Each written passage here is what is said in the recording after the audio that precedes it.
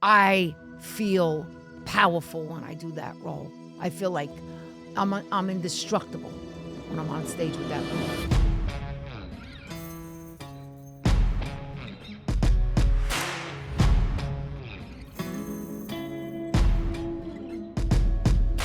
All right, it's Monday at 11 o'clock. Welcome to the Chazz Palminteri Show. Don't forget, if you want to go see my one-man show, go to chazzpalminteri.net. Those are the dates. Come and check it out. Also, don't forget my restaurants. You mention my name. You say you see the podcast. You get free desserts, homemade desserts. You got 10 people, you get 10 desserts. Wow. It doesn't matter. You got that? 30 West 46th Street, 264 Main Street in White Plains. We have a great show today. You know why? Because the girls are back. Thank God. Thank God. The girls are back. They've been, they're all over the place. You know the girls. Here they are. Tara. Here she is. The one and only. The one and only Kathrine Narducci. Tara Cannistraci.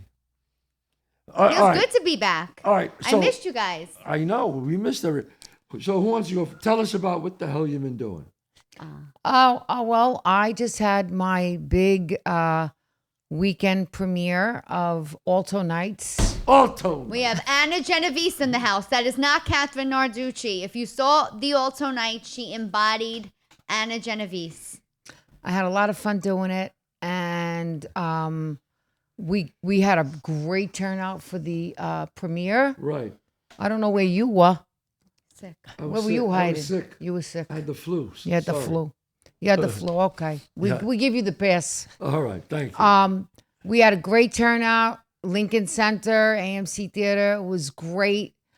Bob was very happy. Barry Levinson, of course, the director, he was there. Right. My family came, which is the most important thing to me. Nice. And which made it the highlight of the night. And it was a lot of fun. I had a great time. And now Bob plays two characters in this movie. Yeah, he plays two people. He plays Vito Genovese and he plays Frank Costello. He plays them both. Yeah. And he's married to me as Vito, and he's married to Deborah Messing as Frank Costello, who she was great in the movie too. She's amazing.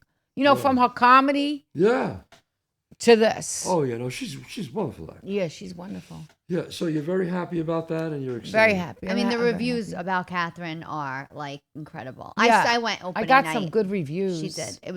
Good reviews. She was great. You read the reviews? Yeah, I read the reviews. I read every one of them. You read every? How do you? Not do everyone, that? but I read a lot of them. Not everyone. Well, didn't people send them to you because they were good? Is that what you weren't looking for them? People were sending them to you, right? No, I did look for them too. I wanted to see what people thought of the movie. You're curious to see how do people bother you when you perceive read it. reviews? No, because I didn't get any bad reviews. Right, but what about if you did? It would hurt my feelings. It would hurt your feelings. Yeah. So then why read them? I don't read reviews. You try to get like a I don't know. I don't read them. Yeah, you said that once before. Try to get the temperature of how people are feeling. I directed the movies. I didn't read them. People go, how do you do that? I go, I won't read them. It's out there for the world. What if somebody says there's a great article in the Times? Oh, that's even worse. Why? Oh, Why? The better the article, the more I don't want to read it. Why? It just a jinx? No, it just goes. Anxiety it inflates your head? It inflates you. So then when you get a bad one, you go, So I don't. The better the review, the more I stay away from it. Wow, that's crazy. So what about a really bad review? What do you do? Don't read it. I don't know. Okay. People, I just don't know. So people go, oh, I'm sorry about that review. I go, yeah, all right. I don't know. Wow. So I guess you got to take the good with the bad, but you know what? Yeah. You got to also celebrate the good. You can't. Oh, I celebrate it. I'm happy. Yeah. I'm happy that people love it, if they like the movie, but I just put blinders on and I go, my next job, my next job, my next job, my next play. Always next. Always next. That's an actor. Next. And you? And Come me. on, Tara. What have you been doing? I've been on the road. I had 2 cups of coffee to be here today. Now, where you been on the road? Oh God, I was on the West Coast a lot. I did San Diego and Arizona and Atlanta and LA. And it was it's been great. It's been great. I'm really enjoying all the shows and getting to meet people. And a lot of people mention the podcast and they love you too. Everybody's always talking about you too. Well, you're like the female Sebastian Maniscalco. That's what people. That's what I've been hearing. Refer to me as, but that's. I think it's just because I'm Italian and that's the but go-to person that people know. I mean, his physicality is so brilliant, but I love what I'm doing. I love the hour that I'm working on, and it's really fun. So you're working on an hour for your special. Yeah. Great. Yeah.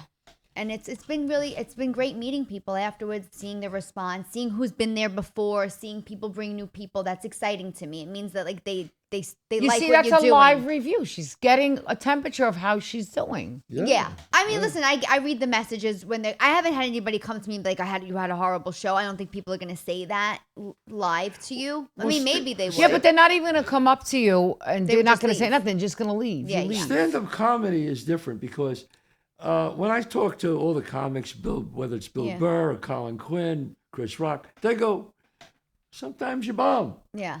Just you know whatever. Immediately, right? You get the immediate feedback. It's like I kind of know how well I did right the minute I get off that stage. I know how well I'm doing while I'm on the stage. Right. In mid-performance, Like sometimes, yes. He says you don't know. Yeah. I just did a show, a comedy panel. I'm not a comedian, but funny. I did. Yeah. All right. But I did it with real comics, not me. Comics on the panel. They asked me to be on this panel in Joe's Pub with this guy who does. Do you ever see New York Subway Takes? Yep. Of course. So Kareem. So he set up this panel of all these comedians, and it was the Subway Takes panel. And we were interacting with the audience, and I got to tell you, I mean, I've done 2 plays. I haven't done a lot of plays, but I did 2 plays, and there's nothing like the reaction of a live audience and knowing how the temperature of how you're doing, what's working, what's not, and I love doing it. I love being on the stage with these comedians. I said it was something very different for me. And I love Subway Takes. I didn't do it yet. I've been asked to do it, and we set a date. I'm going to do it on the 21st. Great. But I love doing it. I love the immediate gratification. Like you'd say something, and then you get that immediate response. Yeah, I did. I liked it. You just feel like you're making. The thing I love most about it is that we were making people have a good time. Yeah. When you do your show, and I mean, you're working on new stuff now. Mm-hmm. So some stuff works, some stuff doesn't. Mm-hmm. When do you try out new stuff, Tara? I mean, once it's written, I try it. But I try and like put it in between stuff I know that really works so that it kind of doesn't, like I'll do something that I know works, then fit that one in, and then do something else that I know that works.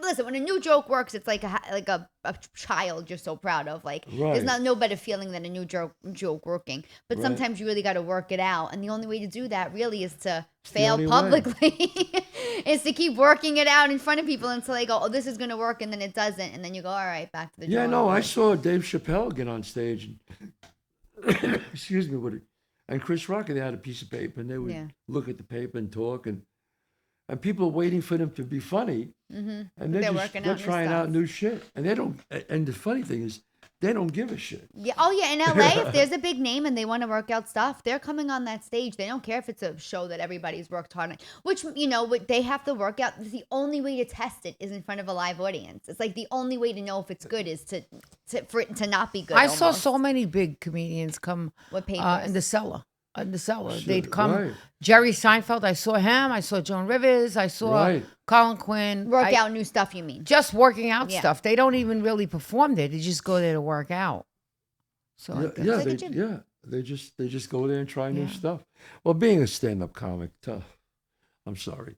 So you want to tell us about, before we get into where you're going to be? What are you going to be doing? I'm going to be in Los Angeles. I'm going to be in Irvine, California. I'm going to be in Utah, Vegas, Colorado, TaraJokes.com, all the shows. Really excited for North Jersey, Canada, Toronto, Montreal, Niagara Falls. This weekend, Canada. This weekend, Canada. I don't want to know. When you're all over this place, where's Michael, your husband? He comes to Niagara Falls. He comes to some of the road gigs, but it's it's hard right now because they never had this many before. It was fine when it was like once a week or 2 a month, but now it's like 4 cities in a week, and he's like home.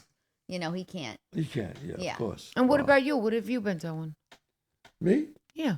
Well, I've been doing your podcast. Well, the podcast, of course. I've been doing Gravesend. How's that going? That's going great. I've been really enjoying that. Do you like your role on that? Yeah. Who do you play?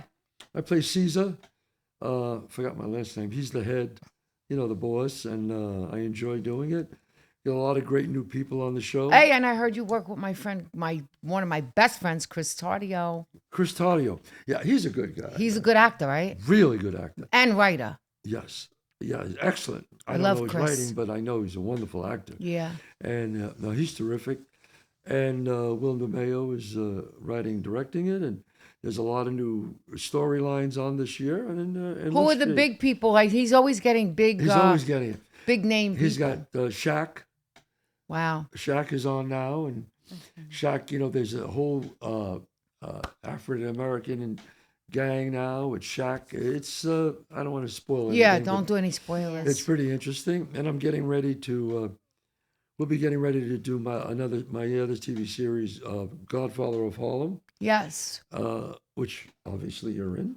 Well, now Vincent D'Onofrio left the show, so we're figuring out. Chris Brancato, the creator, is figuring out where does Olympia Gigante fit in now, because my daughter also left home. Oh. So my storyline was more with the family. With the family. Are you in Are you in season 4? Yeah. Yeah, you're in season 4. No, but I only have one episode in season 4. Season 4 is coming out now. Which is a good episode, but they're trying to figure out where they're going to place me.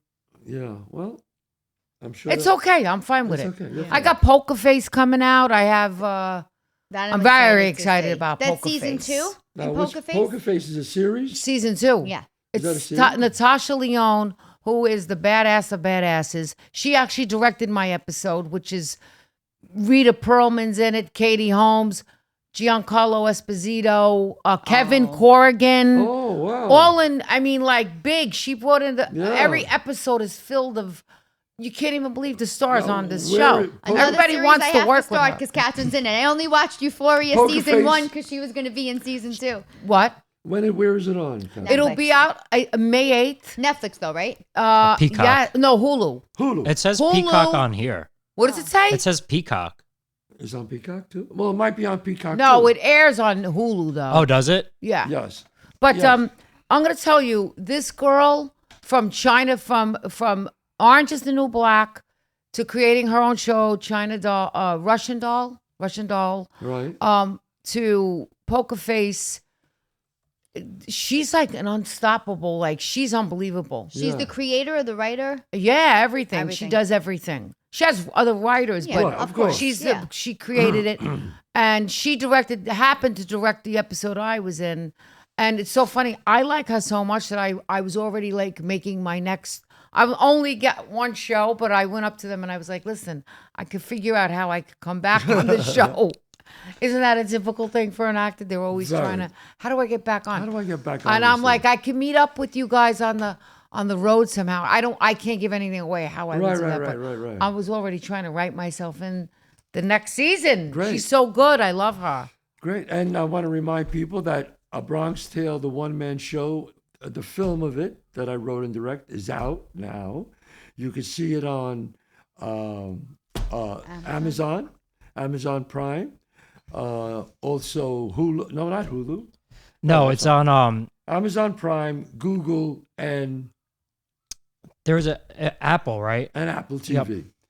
Yep. Pay per view. It's terrific. Check it out. What are the reviews on that so far? He wouldn't know. He doesn't read them. But the responses. The response and the reviews were unbelievable. Giant Pictures sent me the reviews. I said thank you, but I deleted it. Well, I'm sure Gianna must have read some. She read some, yes. John, how are they, John? John must have read some. No, I don't know if John read. Oh, I thought you said Gianna. No. Yeah, but I'm saying, what about John? I I try to stay away from them too, but the little I did read were all positive. Well, really, really great reviews. Right now we got it's an 8.1 out of 10 on Rotten Tomatoes, so which is great. that's a great What? score. That's amazing. Yeah, Rotten Tomatoes, that's great. Or IMDb, I'm the sorry. live response, we Catherine and I were there for a lot of the screenings. Seeing people's reaction, people were overwhelmingly positive about it. Hey, John, do we got any questions this week? Yeah, with these questions that people rolled in, John. What's the deal? I don't know what's going on. Every time I put out a post now, you guys really get like 500 questions every time I put these out. When you tell people that we're going to be on. Oh, really? It's ridiculous. Yeah, I mean, people just flood the inbox.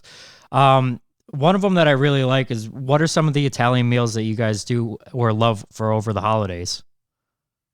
What are some Italian meals? Oh, Easter's coming up. Yeah, what would you guys do for Easter? Well, we like to make raviolis. Yes. Bogatti raviolis. Us too. You too? Yes. Bogatti raviolis. I love raviolis. Bogatti raviolis. We like that for Easter. Sometimes, people like a ham. I am not a big ham person. I make it on Easter sometimes. You make a ham? I make ravioli, but I do make, I'll make a ham sometimes for Easter. For Easter. Or lasagna. Lasagna is another Easter thing, right? Well, some people make lasagna. Yeah. Pizza rustica is a big thing. And what is the dessert? St. Joseph's? St. Joseph's. Those are delicious. That's good. Those are good. Oh. Those are good. Those are delicious. I used to cut it in half. Yeah, you have to. You have to cut it in half. Yeah. Because if you look at it, you go, I cannot eat this. And then you eat it. And then you eat it anyway. Yeah, you cut it in half, then you'll eat the other half. You have to, but you have to cut it in half. But you feel like you're not eating a whole if you eat two halves. No, that's true. You eat it, less calories if you eat it piece by piece. You know what a lot of Italians make? My mother used to make on Easter when she was alive. God bless her. No. What? You don't eat meat on Easter. Oh, yeah, you do. Because my mother would make the crown, the rack of lamb crown. Oh, that crown. Oh, yeah, lamb is a big thing. I did lamb chops last year. Right. Last year I did lamb chops, not ham. The rack of lamb. You like lamb? No. You like lamb? I like lamb chops. Lamb chops. And they have to be grilled on the barbecue, and I marinate them overnight. Okay. And then for Easter, we also used to make... We did that. We also, like you said, ravioli, rack of lamb, and a nice salad. Not too much on Easter. It's not Thanksgiving and it's not Christmas. It's like a special Sunday. A special Sunday. Oh. You're not making so much, but it's a very important day. Christ is risen. Yeah. It's to me it's a great day. It's a great day. Oh, it is. No, nice. It is. What's the next question, John? This one's for Catherine. It says, "What do you, or maybe for all of you? It says, what do you think would happen to Olivia Soprano if she hadn't died in real life?" Olivia Soprano? Olivia, that was Tony's mom. If she hadn't died, because they had to write her out because she passed away in real life. I know. That's a really good question. I'm gonna just say, it probably would have. She probably would have ended up getting like an Emmy and all kinds of awards because she was amazing and she was short-lived on the show and she was one of the most loved, even though she was tough on Tony. She was a big antagonist. Her character would have really have gotten crazy stuff, I think. She probably would have. Didn't she order the hit on Tony? I was gonna say. It would have ended very crazy. Probably. Yeah. Maybe Tony would have killed her. Killed her, right? Yeah. Tony would have maybe strangled her. Maybe Tony would have put a pillow over her face and smothered her or something, But that's a good question. Yeah. Okay, next one. What were some of the most challenging roles that you guys played? Well, most challenging? I think Judge Giovanni Falcone, and when I did that in Sicily, it was a great role. I had to speak Italian, do an Italian accent. Oh, wow. It was great. And I love playing the Judge Giovanni Falcone was the guy who put the mafia away, and the mafia ended up killing him. It's a great story. The movie was called Excellent Cadavers. That's one of my most challenging. That one, and I think God to Recognizing Your Saints was another one. Because you had to be older. And you I had to be like 85. Yeah, you play Robert Downey's father. Yeah, I had to be like 85 and sick, and had to wear a lot of makeup, and I had great makeup person, Michael Adati, great makeup person. That was great makeup. Yeah, great makeup. One of my favorite films. Yeah. So You made me watch that, Kathrine. Yeah, You it's went so through it. I would good. say those two. What about you, Kathrine? Any challenging I roles? want to say, I honestly, for me, I think, Well, on stage, you played Medea. Medea. yeah, yes. Would that be the most challenging to date? It's the most challenging right now to date. Yeah, it would be. And it's not even that I put up a full performance. Even just working on workshopping it takes the life out of you, Takes the that life role. out of You you, know, yeah. Medea's Euripides, it was one of the first plays ever written, 400 BC. And it's about a woman who ends up getting cheated on, but her husband leaves her for a younger woman, and she ends up murdering her 2 children for revenge. It's a very dark role. That's dark. It's man. dark, and either you're gonna go there or you're not. And I went there, Right. so it's really hard. But I also thought Emotionally draining. That's the most emotionally draining. I think that absolutely it was scaring the shit out of me. In fact, I'm still working on it. I'm gonna do my last thing on it and put it to rest a little bit. But I also think it really was hard for me to do Olympia Gigante, because Olympia Gigante, I had to stay with that voice. That voice came to me. I didn't push it. Wasn't reaching Right. it. Every time I read her, it came so organically to me because I Right. thought of somebody. I'm like, oh, this is so and so, and to stay consistent, and especially you get a year off, you go back, you go, what the hell was I doing? How was the voice? It was hard to get consistent and fall into Olympia Gigante for me, and then figure out what are the relationships with Stella, with Vincent on the show. I don't know. It was kind of challenging. Can I ask, because like if you have to do a role that's like draining like that, is there like a limitation you have? Like, could you have only played the judge for so long? Could you only do the Medea play for so long? Because then it's like almost just too taxing on like as a.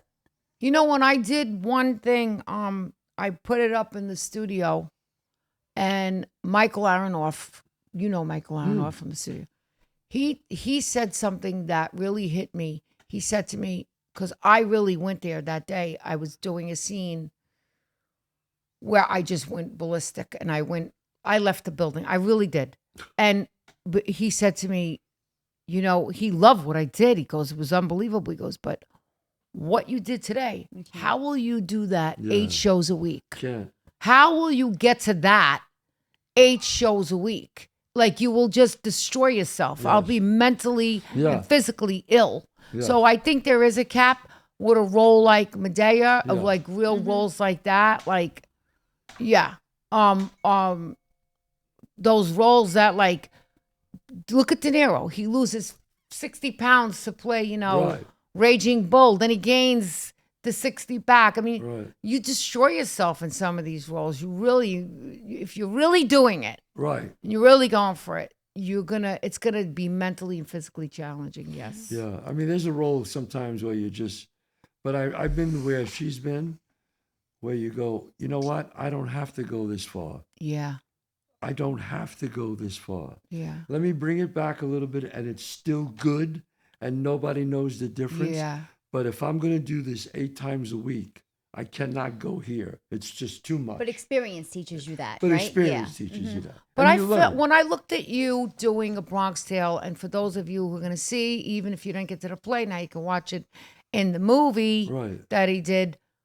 Every single time I see you when you're getting to where you're going, Daddy, see, Dad, and you're Right. getting to the point where it's like, I know you're not going there all the way, but I'm exhausted watching you, and that still has to take something out of Yes, you. it does. Live on stage, because you're not doing it for one person, you're not doing it for yourself, you're doing it for 200-300 people, theaters, Yeah. maybe more sometimes, thousands. and you got to get that energy. It's got to reach that person, and they got to feel those moments. Right. And You And you have have to one put that chance to energy do it. out. And that's a show Yeah. you cannot walk through. Yeah, you can't walk through. You can't just go, you know what, I'm going to take it Yeah. easy. Also, Cannot you do it. rely on nothing else but you in that. Yes. That's what I'm saying. There's nothing else but Nothing you in a else. chair. You have to So play you're all doing the it. You're putting out that energy. You're exerting. And I'm tired. People think Yeah. people think it's exhausting when they've seen you. They go, "How does he do it?" I go, "I don't know." It's really exhausting. You know, either. I'm exhausted doing just being don't me know. on stage for an hour. He's 15 people. I don't want to do 2 shows in one night. He's doing that. I don't know. I don't know how people do. I don't know how Maria Callas and all these people did. I'm forgetting the woman's name who was wonderful in Medea. How she did all those shows on the weekend, an afternoon and an evening of Medea. I don't know How do you do 2 shows a day like that? I don't know. You can't do it for a long time. On the weekend, You they can't do do it for a long time, Kathrine. You can't. You Right, do like it- a limited. I would do it as a limited run. 6 I want to weeks, do maybe, it. 6 weeks. I'll tell you one thing. I think if I did it and people saw what I do in that, it would shock the living shit out of people. Because that is a role, that is a force to be reckoned with. And let me tell you something. I feel powerful when I do that role. I feel like I'm indestructible when I'm on stage with that role. Would you do it on stage? Yeah. You would. That's why I'm workshopping it. Okay. All But right. for like, I swear to God, I always have like, I try to think, what's the least amount of shows? 12 shows. That's it? Yeah. Wow. And then if you want me on Broadway, you got to pay me. Oh, that's You better pay, baby. I want a masseuse every night. show me the money. I want to be Yeah. treated like a little baby lamb. That's it. We have to feed her grapes like this. So Yeah, I'd have to Have you be ever, Kathrine? physically taken care of. I've done 8 shows and a Bronx Tale. I mean, I was younger then, and it's hard. Oh, well, but we're talking about the it's hard. matinees, the Saturday and Sunday, the 2 shows. No, I can't. That's the double That's, whammy. That's the killer. See, what happens is Saturday, Sunday, Yeah. 2 shows, and Friday. So you're actually doing 5 shows. Yes. In less than 48 Yes. hours. Yes.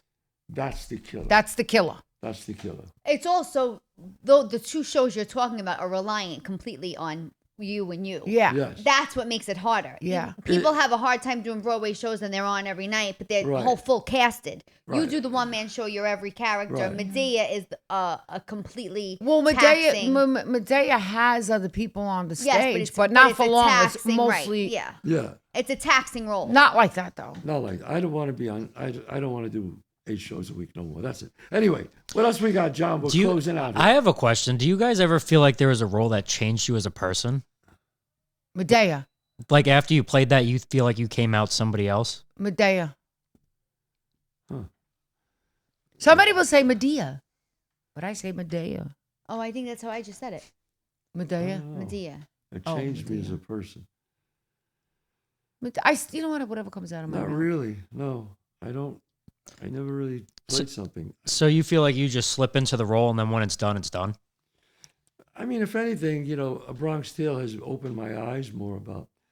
The only thing I always say about Bronx Tale, in the beginning, I related from the boy to the father. And then when I had a son, I started to relate from the father to the boy. And so the show just became better because I was able to relate really strong on both sides. So then your personal life changed the show for the Yeah, better. it was the opposite. Yeah, It was the opposite. The other way. Yes. That's really So cool. you did have a takeaway. So I did have a takeaway. The other way, yeah. Yeah, the other way, yeah. That's really cool. And then I wanted to ask you too, because that was an acting question, but like, was there ever a time you got up on stage that you remember that was super challenging? I think in the beginning, I think even the first 2 shows I did for Chazz, I felt the most pressure because those were like the biggest audiences when I was newer into comedy. And I think I felt the pressure of it more, but there was like nothing more satisfying than doing well. Right. But, you know, I think the firsts are always hard. Like I just did my first theater in Florida and I was like, it's a theater though. This is the first theater. This isn't a comedy club. Yeah. And I felt more pressure and I'm like, I kept looking at the seats and where the ticket counts, and I stressed it more than when I got there, and I just felt like, oh, this is the same thing It's the same thing. as anything else. I think you Yeah. just stress it more. I Yeah. put more of a significance on it than it really didn't need that much Right. significance on it. Yeah, but once you get up on stage and the lights are on, you can only see the people in the first 2 rows in Right. any club, any 100%. theater. Yeah, yeah. It's just like anything else. I think I just put more pressure on Did you ever myself. get up there, Kathrine, and... it's You're not- looking at her and you're saying, You always Catherine. supposed to count. I'm sorry. I'll take Excuse me, it. Kathrine. I'll take it. Tara, did you ever get up there and it's not going well, but you say, fuck it, I'm staying with it.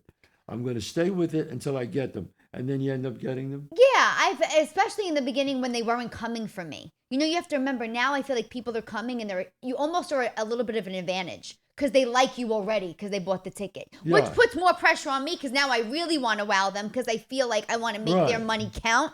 But in the beginning when people, like I remember I did this casino up in like Rochester and it was like, these people did not come for me. These people were playing like, the machines. And I remember it just not, the whole time being like this on stage, really being present. I'm like, this is the longest hour of my life. And I don't think I ever felt like I got them. I felt like, when is this going to be over? It was the one time I remember being like, I can't believe that there's nothing I can do to wow these people. And like, to my credit, there was like a prop comic who opened before me. Like it wasn't even like a real show, but I remember I never think I got them. And then afterwards, people were like, "Oh, that was good," and I'm like, "What?"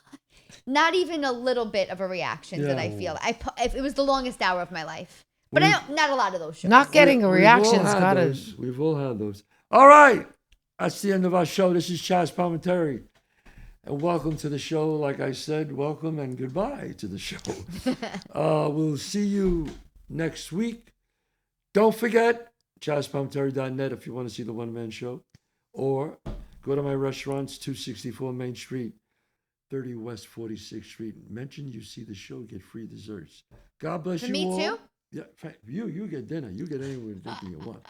God bless you. I get dinner too? You get dinner too. All right. That's where we're going after this. See you next week.